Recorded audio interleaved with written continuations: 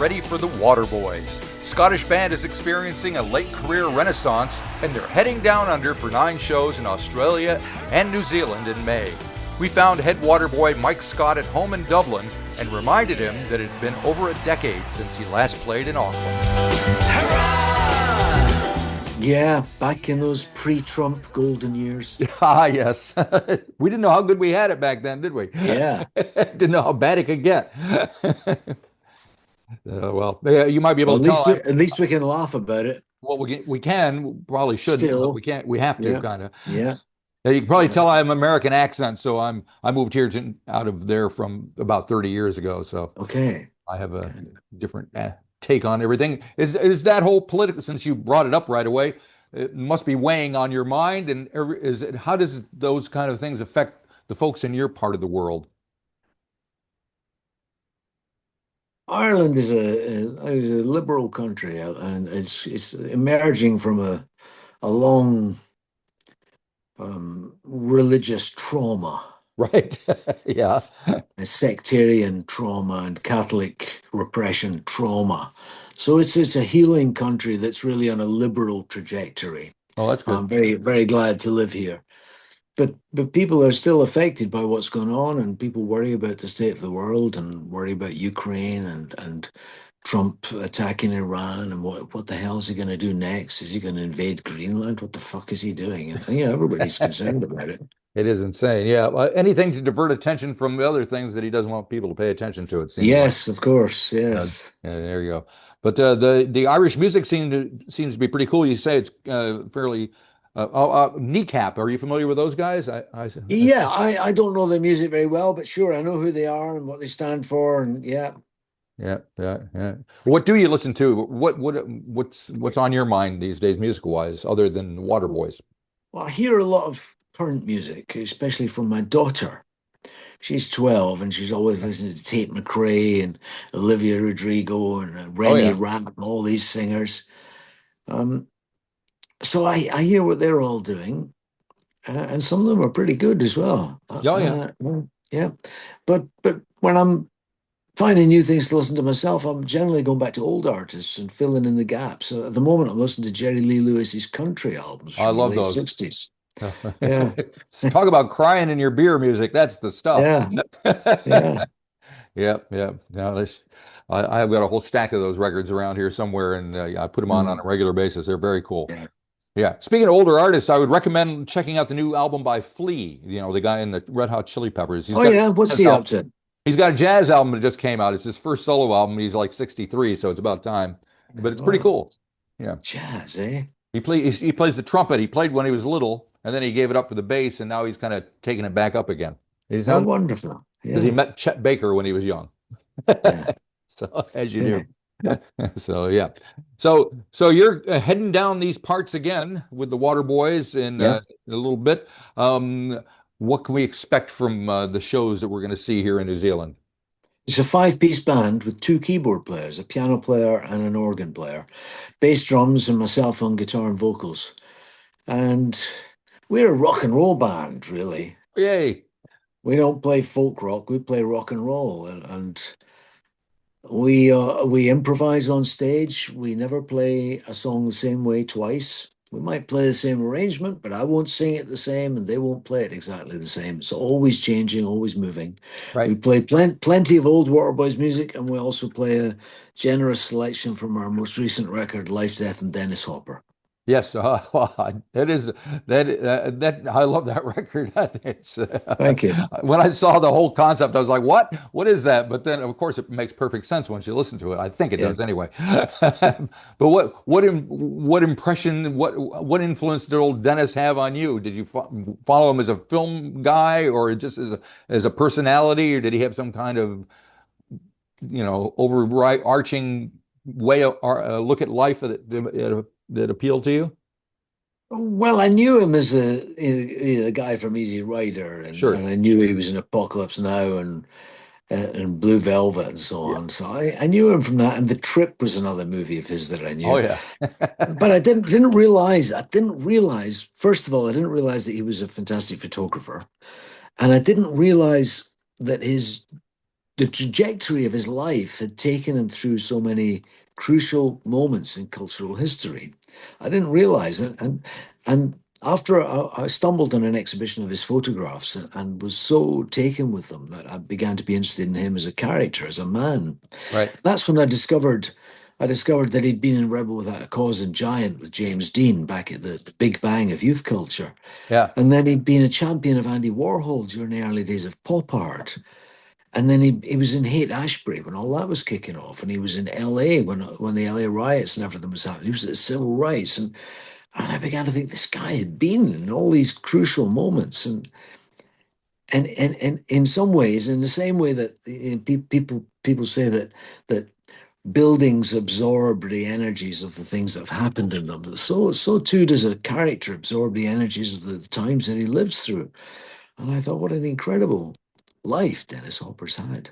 Kind of And a I wrote Zelig. one, yes, yes, indeed. And I wrote one song about him called Dennis Hopper, and it was on a record about 5 years ago. And I thought, well, maybe I could write another couple of songs about him, and we'll release Dennis Hopper as a single and have a couple of tracks on the B side, or maybe even a little digital EP.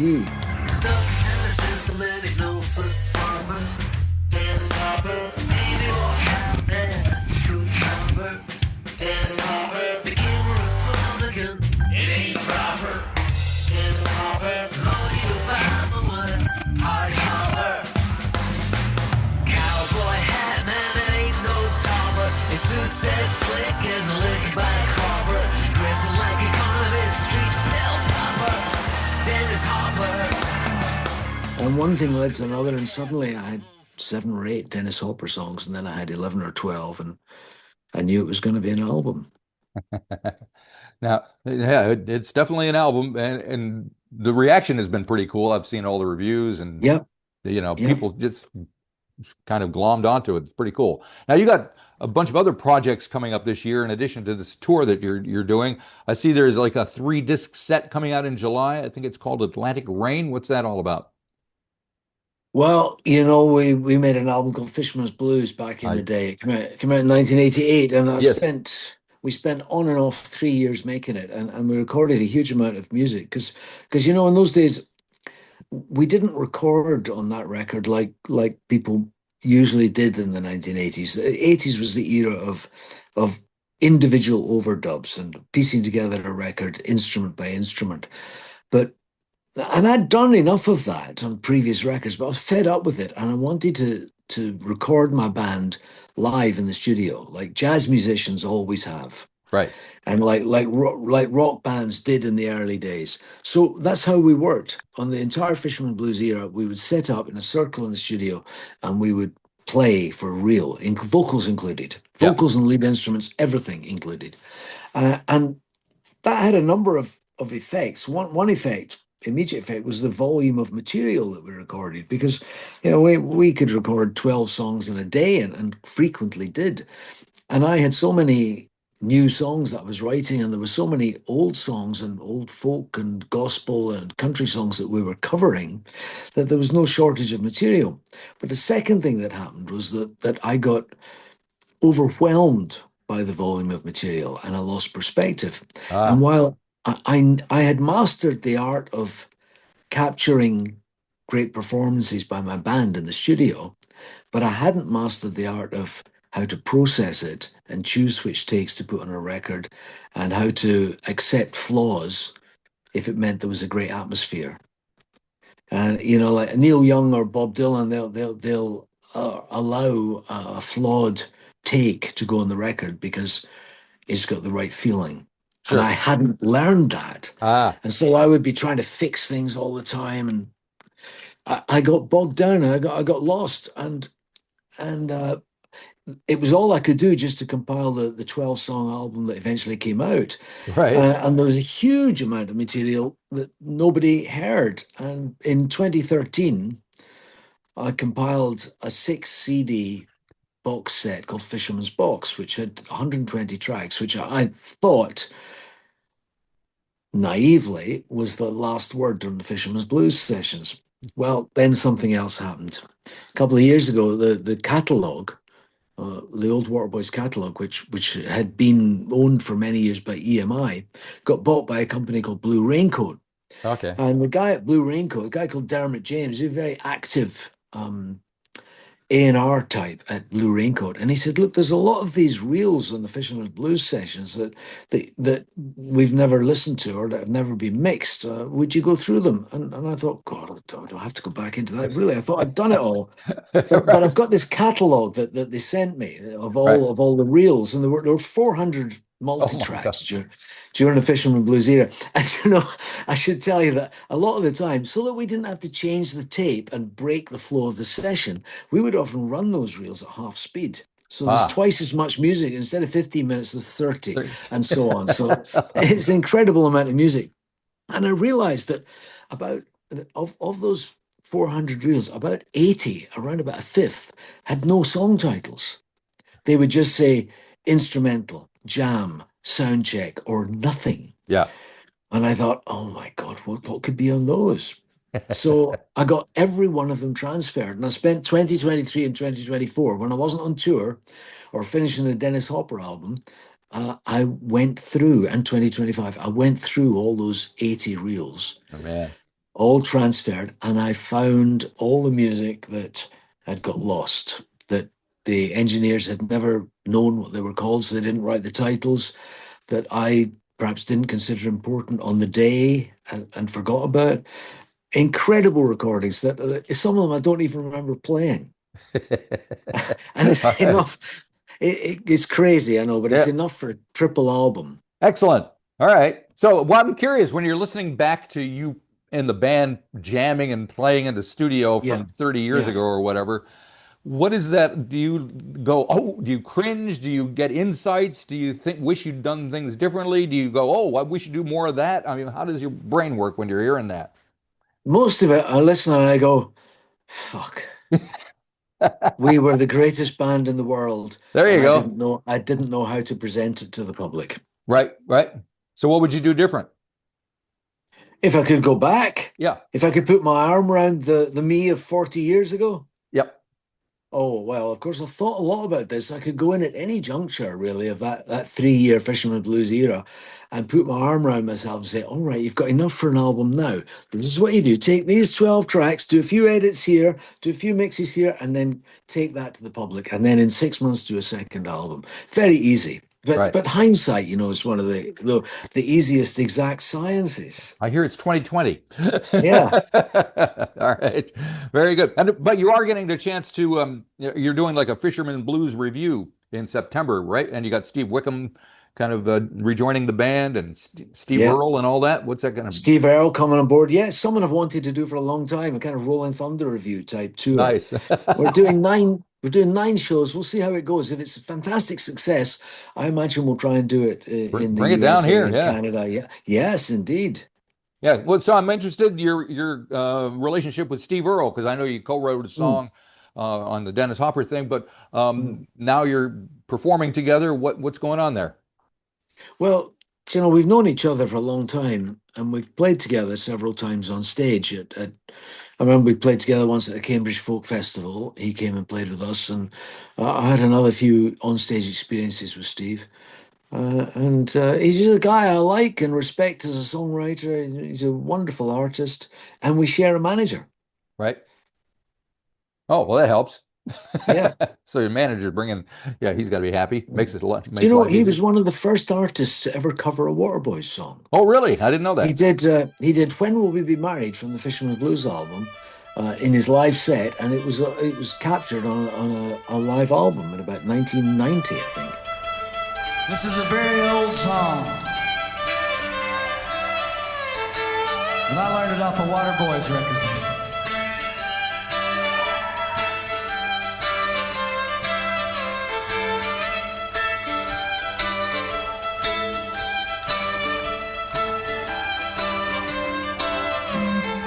When will we be made, Molly? When will we be wed? When will we be bedded in the same bed? When will we be made, Molly? When will we be wed? When will we be bedded in the same bed? All right. So when the two of you finally met, what kind of conversations did you kind of slap each other on the back and shake each other's hand and go, love your work? Or was there more to it than that? I don't remember. I'm trying to think what was the first time we met. Maybe it was the Cambridge Folks Festival, but I'm not sure. I seem to think knew him personally before that. That was in Uh-huh. 2000 2007, I think, 2008. And then we played together in New York in about 2011, 2012. And I remember that was a high pressure gig, and he was very nervous, and he was a real chatterbox. My Right. goodness, he could talk when he's nervous. And then I've been on his radio show a couple of times as well. He does a radio show at Sirius FM in New York, and I've been on there too. Yeah, we get on great. Good, good, good, good. Now, I'm also curious, after listening to all the Fisherman Blues stuff and, kind of going back 30, 40 years, is the same thing driving you now to make music that drove you back then? Or are you a different type of Yeah, I artist? think so. I think so. I have music in my head all the time. I just want to live in music. Right. That's amazing. And has it been, I assume it's was like that ever since you like first heard the Beatles or something like that. Yeah, when I was a kid, I had music in my head all the time. I didn't realize that everyone else didn't. Right. I just thought that was the normal thing, and I used to get into trouble with teachers for doing this during class, tapping drum rhythms on the desk and the songs in my head, and my feet would be going, and I'd Well, always these get days into they'd call trouble you for that. ADHD or something, or they'd have some term for it and put you, Yeah, except it wasn't that. It was just I yeah. loved music so much, and I had it in my head, and I still do. I got into a taxi this morning. I was taking my daughter to school, and we got into a taxi because I don't drive. And the first thing I did was I asked the taxi driver to turn the radio off. And I was thinking, he probably thinks I really hate music, but what it is I don't really want to listen to some old, boring 80s record that's on his middle of the road radio station that he's listening to. I want to hear the music in my head. Right, right. That's interesting because I'm the complete opposite since I don't have that music going in my head. I want to hear the radio all the time. Okay. But not on that radio station that you described. Yeah, yeah. Yeah. So are there current, you mentioned your daughter kind of exposes Yeah. you to new artists, but are there contemporaries of yours that you kind of see doing cool stuff? Because I keep talking to people who are in their 60s, 70s, even 80s, and they're making Yeah. pretty good records these days. And Yeah. that was never, everybody talked about the Rolling Stones in the 70s. How can they keep going? They're in their 30s. Yeah, indeed. Yeah. I don't know. I like the stuff Edwyn Collins does. Oh yeah. Oh yeah. Yeah, I still follow him. Yeah.